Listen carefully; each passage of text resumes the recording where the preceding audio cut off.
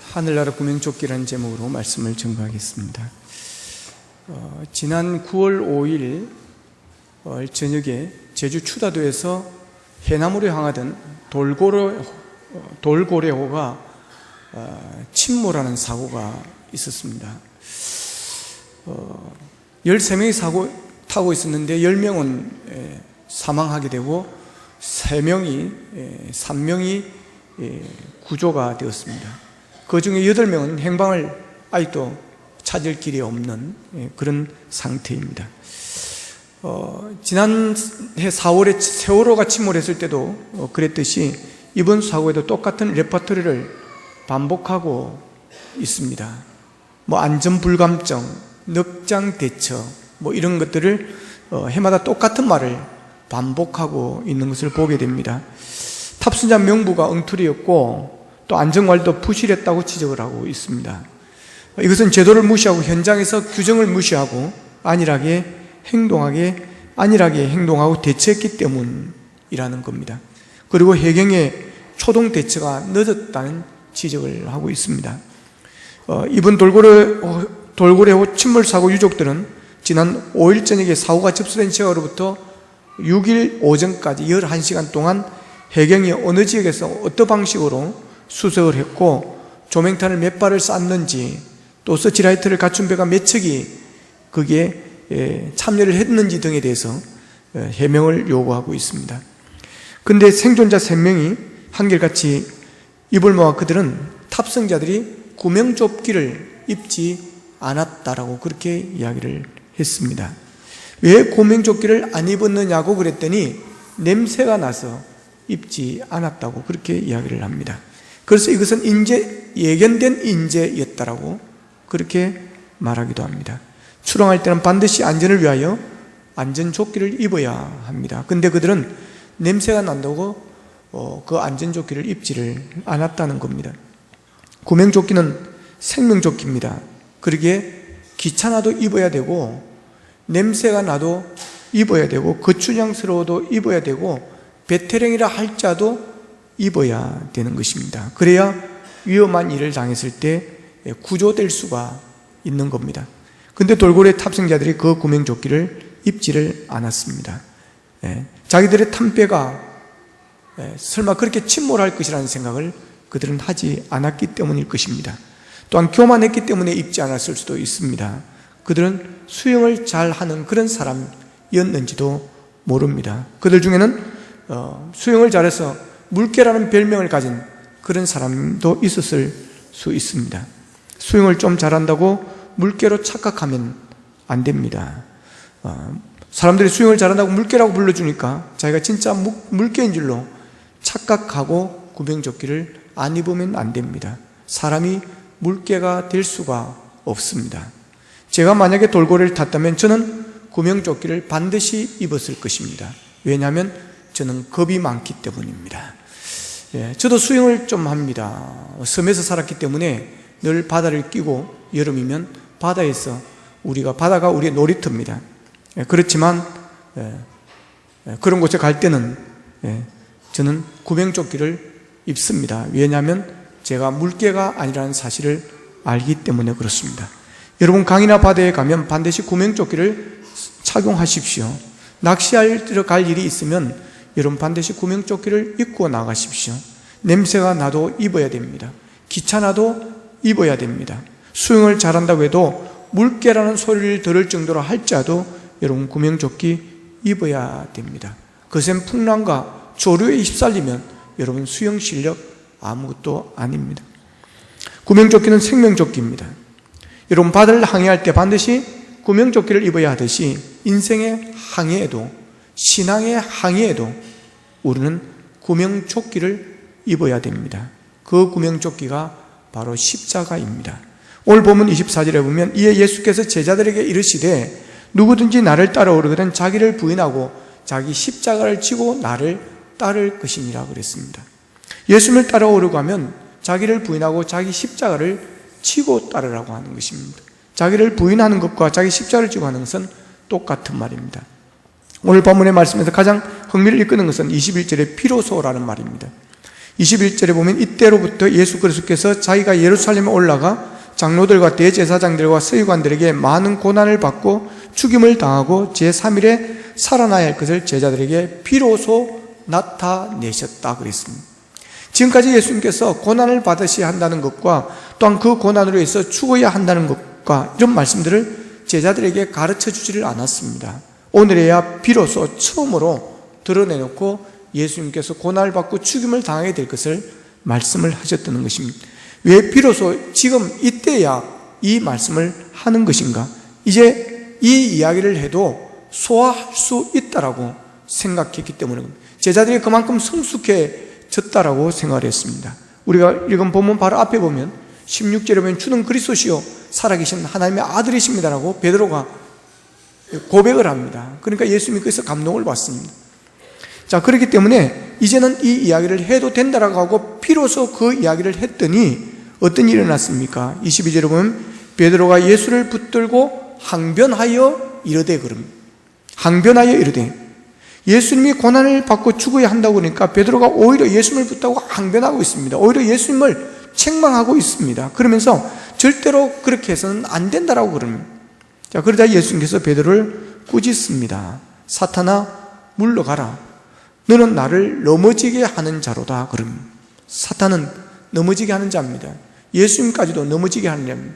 여러분, 남을 넘어지게 하는 자가 되지 않기를 바랍니다. 남을 세워주는 자가 되기를 축복합니다. 사탄은 넘어지게 합니다. 그래서 이상한 말을 하기도 하고 상처를 주기도 하고 이렇게 하면서 남을 어렵게 하고 힘들게 하고 고통을 주면서 넘어지게 하는 겁니다.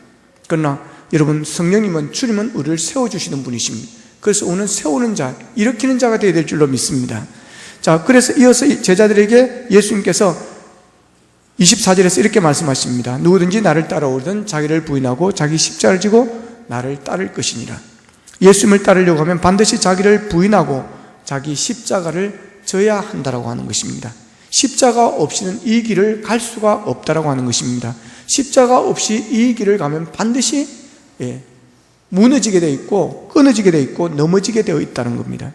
예수 믿는 사람들이 시험 들고 넘어지는 이유는 다른 데 있지 않습니다. 이런저런 많은 이유들이 있지만 그러나 결정적인 것은 십자가가 없기 때문에 그렇습니다. 이 십자가만 있다면 어떤 박해를 받아도 어떤 시련을 있어도 어떤 어려움이 있어도 넉넉히 이겨낼 수 있습니다. 이 십자가의 사랑, 이 십자가의 축복을 알면 어떤 고난도 이겨냅니다. 십자가를 지지 않고 신앙생활하기에 넘어지는 것입니다. 십자가를 생각하지 않고 십자가를 바라보지 않기 때문에 십자가와 상관없는 삶을 살기 때문에 시험 들고 주님으로부터 멀어지는 것입니다. 십자가는 무거운 짐입니다. 십자가는 고통입니다. 우리가 십자가 없이 내 한 몸도 가누기가 힘들 때가 있는데 십자가까지 지고 따라야 한다는 것은 정말 부담스러운 일입니다. 그래서 예수 믿는 것을 되게 부담스러워하는 사람들이 있습니다. 그래서 전도를 해보면 예수 믿는 것을 되게 부담스러워하는 것입니다. 뭐 11조도 내야 되고 주일마다 가야 되고 막 또 그래 가다 보면 또 새벽기도도 가야 되고 부담을 느끼는 것입니다. 그래서 교회를 안 오려고 하는 사람들이 있습니다. 신앙생활도 마찬가지입니다. 교회는 다니지만 더 깊이 들어오지 않으려고 하는 것은 예수를 잘 믿으면 부담스러운 일들이 많다고 생각하는, 그 십자가를 부담스러워하는 것입니다. 그런데 놀라운 것은 그 십자가 내가 넘어지려고 할 때 나를 붙잡아주고 나를 일으켜준다라고 하는 것입니다. 여러분, 우리의 신앙은 십자가 위에 세워져야 됩니다. 십자가 없으면 언제 끝날지 모릅니다. 십자가 없는 신앙은 모래 위에 세운 집과 같습니다. 반대로 십자가 위에 세운 신앙, 십자가 위에 세운 인생은 여러분 반석 위에 세운 집과 같습니다.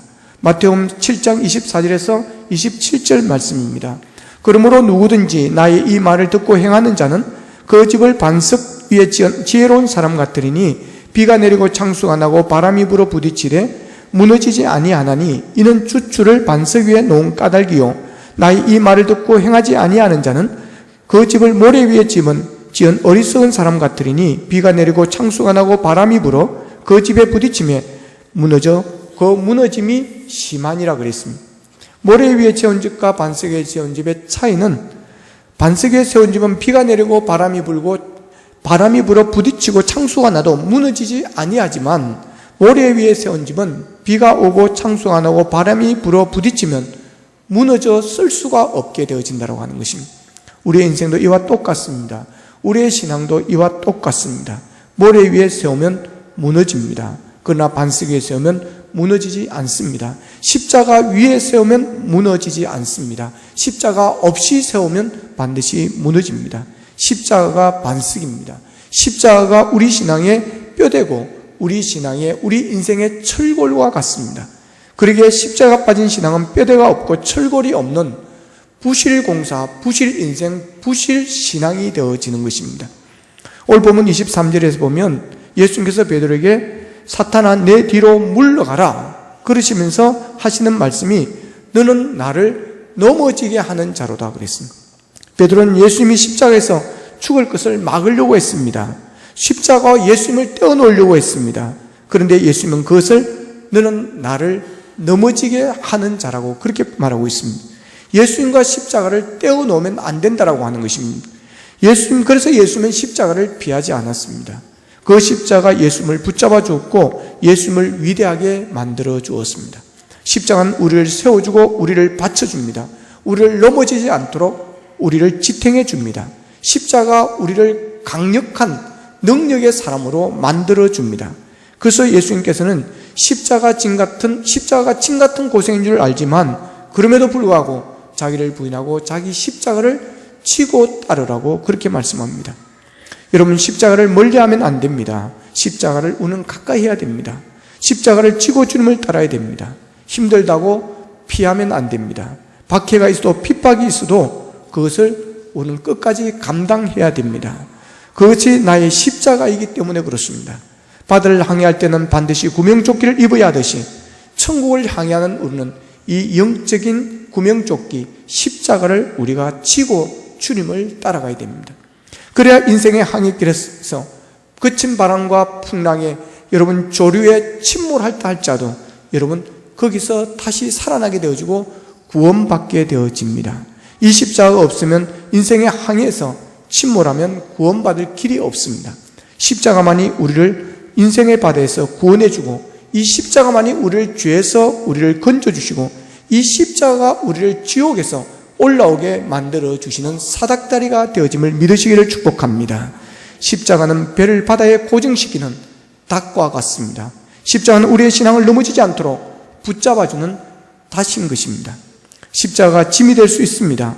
그렇다고 벗으면 안 됩니다. 신앙생활이 좀 힘들다고 여러분 그만두면 안 됩니다. 전도가 어렵다고 그만두면 안 됩니다. 그만두면 여러분 아무것도 건질 수가 없습니다. 아무 상급이 없습니다. 그리고 넘어지게 되어집니다. 십자가가 짐이 된다고 벗는 순간 그때부터 우리 인생은 내리막길을 걷기 시작하는 것입니다. 1993년에 97세의 나이로 세상을 떠난 마리아 앤더슨이라는 흑인 가수가 있습니다. 세계적인 지휘자 토스카니니로부터 100년에 한 명 나온다는 극찬을 받을 정도로 그는 흑인 역사상 최고의 알토 가수였습니다. 마리안 앤더슨이 불러서 수많은 사람들의 심금을 울렸던 흑인 연가 가운데 하나가 찬송가 372장입니다. 누가 나의 괴로 말며 또 나의 슬픔 알까? 주밖에 누가 알아주랴 영광 할렐루야 하는 찬송입니다. 이 찬송은 세계적인 가수가 불렀기 때문에 감동을 준 것이 아니라 그 가사가 그 노래를 불렀던 마리아 앤더슨의 삶을 그대로 고백한 것이었기 때문에 그렇습니다. 그는 미국 필라델피아에서 가난한 흑인 부모 사이에서 태어났습니다. 3살 때 이미 천재적인 음악적 능력을 발휘를 했고 6살 되었을 때 교회 차장대에 들어가서 본격적인 음악 수업을 받을 수가 있었습니다. 그러나 단지 흑인이라는 이유 때문에 음악학교에 들어갈 수가 없었습니다. 물론 가난하기도 했지만 그녀의 재능을 인정한 교회 성도들이 돈을 모아서 음악 공부를 할 수 있게 후원해 주었음에도 불구하고 평생 단 한 번도 음악학교에 다닐 수가 없었습니다. 흑인에 대한 인종차별 때문이었습니다. 그녀가 유명해진 것은 28살 때 있었던 뉴욕 필하모니 오케스트라와의 협연자 공개 모집이었는데 여기서 그녀가 300명의 지원자 가운데 최후의 한 명으로 그가 뽑히면서부터입니다. 그러나 유명해진 그녀였지만 그때부터 그녀의 행동은 결코 승승장구가 아니었습니다. 인종차별과 처절하게 싸워야 하는 가시밭길의 연속이었습니다. 호텔이나 식당, 공연장 등에서 여전히 흑인이라는 이유로 거부당하는 일이 부지기수였습니다. 공연을 하기로 예약되어 있던 공연장에서 단지 흑인이라는 이유로 그 공연을 다 취소한다는 통보를 받게 되었고, 호텔에 투숙하려다가 거부당하는 일이 수도 없이 많았습니다. 심지어 식당에서조차 출입을 금지당해 식사를 하지 못한 채 공연을 하기도 했다고 합니다. 그런 처절한 인종학대 속에서도 그는 꿋꿋하게 노래를 불렀습니다. 그리고 마침내 백악관에서 루즈벨트 대통령 부처와 영국 여왕을 위한 독창회를 가질 정도로 인정을 받게 되었습니다. 그 독창회가 끝났을 때 기자들에게 이런 질문을 합니다. 당신의 생에서 가장 기뻤던 날이 언제입니까? 라고 묻습니다. 이 기자들의 대답은 이 백악관에서 루즈벨트 대통령의 내외와 영국 여왕을 모시고 그들을 위한 독창회, 이것이 그의 인생에서 가장 기뻤던 날이라고 고백할 것이라고 생각하고 질문을 했지만, 그가 대답했던 대답은 그것이 아니었습니다. 그녀의 대답은 이렇습니다. 나의 생에서 가장 기뻤던 일은 나의 어머니에게 더 이상 남의 집에 가서 빨래를 하지 않아도 된다라는 말을 했을 때, 그때가 나의 인생에서 가장 즐거웠다고 그랬습니다. 그러니까 앤더슨의 삶이 어떠했는지, 얼마나 가난했는지 그것을 알 수가 있습니다. 그렇게 지긋지긋한 가난에서 벗어나게 되었을 때가 가장 기뻤다라고 하는 것입니다.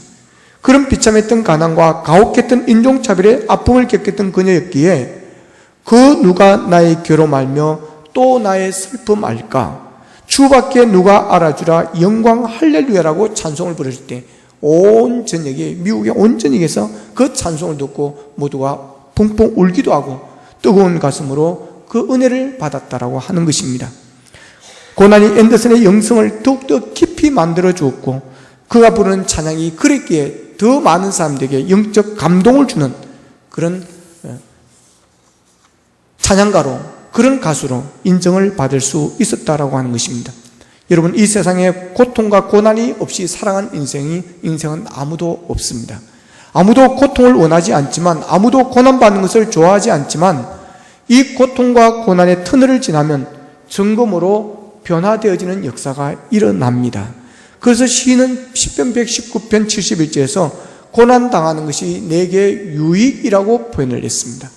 여러분, 십자가는 고난입니다. 아픔입니다. 십자가는 내가 죽는 것입니다. 그러나 그 십자가는 우리를 넘어지지 않게 붙잡아주고 우리를 구원해 줍니다. 십자가가 우리에게 유익을 가져다 줍니다. 그 십자가는 우리를 영광의 자리로 들어가게 만들어 줍니다. 그래서 예수님을 따르려면 자기 십자가를 지고 따르라고 말씀하신 겁니다. 그러면 우리가 자기 십자가를 지고 주님을 따르기 위해서 어떻게 해야 하는가 하는 겁니다. 오늘 본문 23절에 보면 너는 나를 넘어지게 하는 자로다. 네가 하나님의 일을 생각하지 않고 도리어 사람의 일을 생각하는도다 그랬습니다. 이제 베드로가 예수님을 넘어지게 하는 자였는데 왜 그런 넘어지게 하는 일을 했느냐? 하나님의 일을 생각하지 않고 도리어 사람의 일을 생각했기 때문이라고 하는 것입니다. 베드로가 하나님의 일을 생각했으면 예수님을 넘어지게 하는 그 사탄의 역할을 하지 않을 것이고 예수님부터 사탄아 물러가라는 그런 말을 듣지를 않았을 것입니다. 근데 베드로는 하나님의 일을 전혀 생각하지 않고 도리어 사람의 일만 생각하였던 것입니다. 이게 예수님을 넘어지게 하였고 베드로가 사탄의 종이 될 수밖에 없었다라고 하는 것입니다. 여러분, 하나님의 일을 생각하면 우리는 하나님의 종이 되지만, 여러분, 사람의 일을 생각하고 세상의 일을 생각하면 여러분 세상의 종이 되고 마귀의 종이 될 수가 있습니다. 여러분, 우리가 십자가를 지고 주님을 따르러 가면 먼저 하나님의 일을 생각해야 하는 것입니다. 따라합시다. 하나님의 일을 생각합시다. 네. 하나님의 일을 먼저 생각하십시오. 그러면 여러분, 우리가 십자가를 포기하지 않습니다. 그 하나님의 일이 무엇입니까? 하나님께 영광 돌리는 일입니다. 하나님을 기쁘게 하는 일입니다. 무엇이 하나님께 가장 큰 영광이 되어지는 것입니까? 무엇이 하나님을 가장 기쁘게 하는 것입니까? 그것은 영혼 구원입니다. 한 영혼이 주께 돌아오는 것, 이것이 하나님께서 가장 기뻐하는 일입니다. 예수님이 십자가를 지신 것은 죽어가는 영혼들, 지옥으로 들어갈 사람들을 구원하기 위해서 예수님이 이 땅에 오셨고 사람의 몸을 입으시고 십자가에서 못 박혀 죽으셨습니다. 지옥 갈 영혼을 천국으로 건져내시기 위해서 예수님이 십자가에 달릴 수밖에 없었습니다. 내 한 몸 예수님이 죽음으로 인해서 모든 인류를 구원한다는 이 사명 때문에 예수님은 십자가를 지셨습니다. 영혼 구원이 바로 하나님의 일입니다. 전도가 바로 하나님의 일입니다. 전도가 하나님께서 가장 기뻐하시는 일입니다. 이 하나님의 일을 생각하면 십자가를 질 수 있습니다. 내 한 몸 십자가를 지고 영혼을 구원할 수 있다면, 우리의 가족을 구원할 수 있다면, 우리의 가족을 지옥에서 건져낼 수만 있다면 여러분, 이 십자가가 무겁겠습니까? 기쁨으로 찬송하며 이 십자가를 질 수 있을 것입니다. 십자가 지는 것이 힘들지만 십자가 지고 가는 것이 짐이 될 수 있지만 그래도 십자가를 져야 하는 이유는 나를 통해서 구원받아야 할 영혼들이 있기 때문에 그렇습니다. 영혼 구원은 포기해서는 안 되는 일이기 때문입니다. 찬송가 338장에 내 주를 가까이 하게 하면 십자가 짐 같은 고생이나 내 일생 소원은 늘 찬송하면서 주께 더 나가기 원합니다 라고 했습니다. 주를 가까이 하는 것이 십자가 짐 같은 고생이지만 그래도 그 일이 너무 귀하고 너무 아름답고 너무 복된 일이기에 그 십자가를 지고도 내 일생 소원은 늘 찬송하면서 이 일을 감당하겠다고 하는 것입니다. 여러분, 영혼 구원도 전도도 마찬가지입니다. 한 영혼을 구원하는 것보다 더 큰 복은 없습니다. 그래서 우리는 한 영혼을 구원하는 전도가 십자가 짐 같은 고생일 수 있으나 그럼에도 불구하고 내 일생 소원은 늘 찬송하면서 기뻐하면서 하나님 영혼 구원하기 원합니다. 전도하기 원합니다. 영혼을 살리기를 원합니다 하면서 우리가 나아갈 수 있어야 하는 것입니다. 이보다 하나님께서 더 기뻐하는 일이 없기 때문에 그렇습니다. 여러분, 고난을 피하지 마십시오. 십자가를 피하지 마십시오. 이 고난은 자기 자신만 조용히 믿다가 천국에 가는 사람에게는 없는 고난입니다.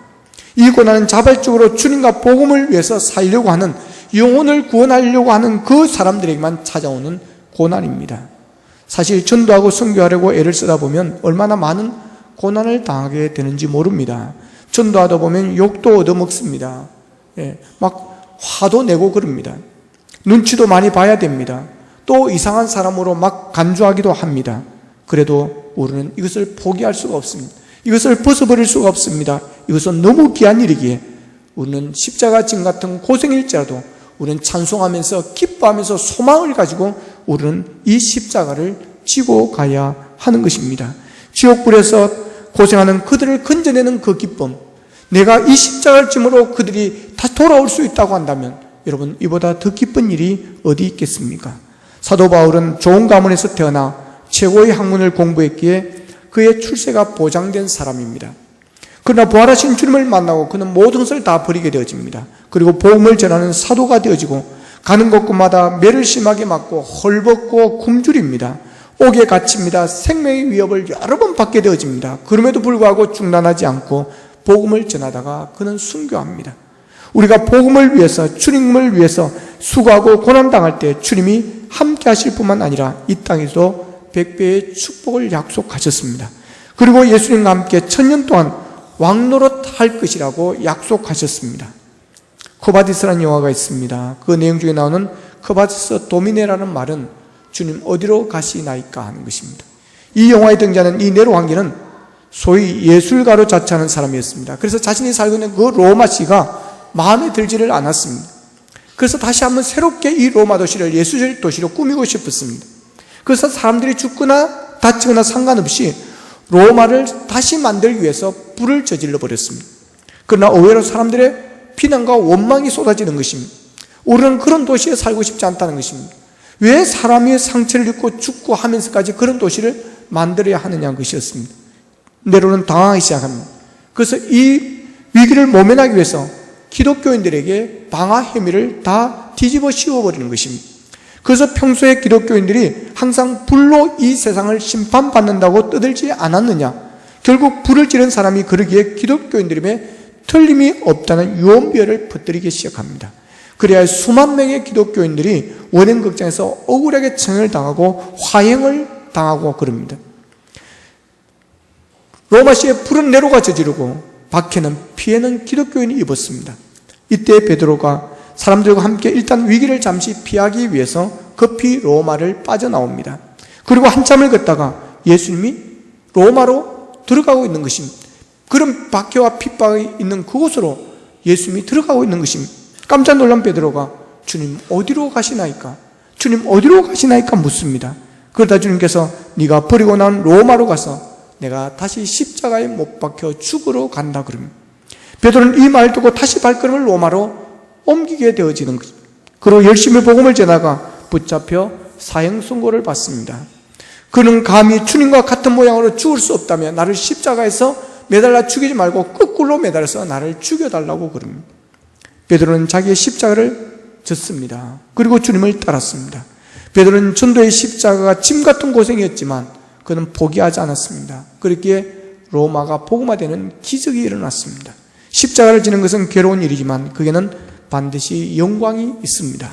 로마서 8장 16절에서 18절에 보면 성령이 친히 우리의 영과 더불어 우리가 하나님의 자녀인 것을 증언하시나니 자녀이면 또한 상속자 곧 하나님의 상속자요 그리스도와 함께한 상속자니 우리가 그와 함께 영광을 받기 위하여 고난도 함께 받아야 할 것이니라. 생각하건대 현재의 고난은 장차 우리에게 나타날 영광과 좋게 비교할 수 없느니라 그랬습니다. 저와 여러분이 예수님과 함께 천국을 상속받고 예수님과 함께 받을 영광이 너무 크기에 고난도 함께 받아야 된다고 하는 것입니다. 우리가 이 세상에서 얼마나 고난을 받을지 모르지만 그 고난과 비교할 수 없는 큰 영광과 상급으로 장차 우리에게 베풀어 주신다라고 하는 것입니다. 여러분, 예수 믿어도 그저 복이나 받고 평안하게 예수 믿다가 천국 가는 사람에게는 천국에서 받을 상이 없습니다. 예수를 믿어 구원은 받지만 상급은 여러분 우리가 행함에 따라 우리에게 준다고 그랬습니다. 그러므로 예수를 믿어도 조금 더 수고하지 않고 고난 받지 않고 십자가를 지지 않고 천국에 간 사람은 매우 어리석은 사람입니다.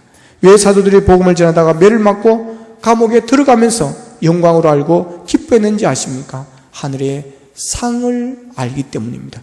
우리가 복음을 전하기 위해 십자가를 지고 주님을 위해 고난받을 때 하늘의 상이 크다는 사실을 믿으시기를 축복합니다. 여러분, 내가 져야 할 십자가를 남에게 지우지 마십시다. 내가 져야 될 구명조끼 내가 져야 됩니다. 그러면 그 십자가를 남에게 여러분 전가해 버릴 때 상급이 그 사람에게 돌아가 버립니다. 내가 져야 할 십자가 짐 같은 고생일지라도 여러분 벗지 말고 끝까지 지고 가시기를 바랍니다. 봉사하는 것이 힘들고 어려워도 포기하지 마십시오. 11조하는 것이 십자가 짐 같은 그런 분이 계실지라도 포기하지 마십시오. 전도하는 것이 십자가 짐 같은 고생일지라도 여러분 포기하지 마십시오. 예비신자 찾아가고 또 찾아가십시오. 그 전도의 십자가를 통해서 반드시 예비신자, 새신자로 바꾸어지는 역사가 일어나게 될 줄로 믿습니다. 전도하는 일은 십자가 짐 같지만 가장 영광스러운 일입니다. 여러분, 십자가를 지고 가는 것이 힘들고 버거울 수 있습니다. 그 십자가가 거추장스러울 수도 있습니다. 그러나 그 십자가를 끝까지 붙잡고 그 십자가를 져야만 주님을 따라갈 수 있습니다. 그 십자가 나중에는 여러분을 태우고 갈 것입니다. 그 십자가 나중에는 여러분을 지고 갈 것입니다. 그 십자가가 여러분을 행복하게 해주고 그 십자가 때문에 감격을 누리고 그 십자가 때문에 기쁨을 누리고 그 십자가 때문에 하늘의 상이 있을 것입니다. 그 십자가 반드시 여러분의 예비신자를 구원할 줄로 믿습니다. 본문 24절입니다. 이에 예수께서 제자들에게 이르시되 누구든지 나를 따라오르든 자기를 부인하고 자기 십자가를 지고 나를 따를 것이니라. 기도드리겠습니다.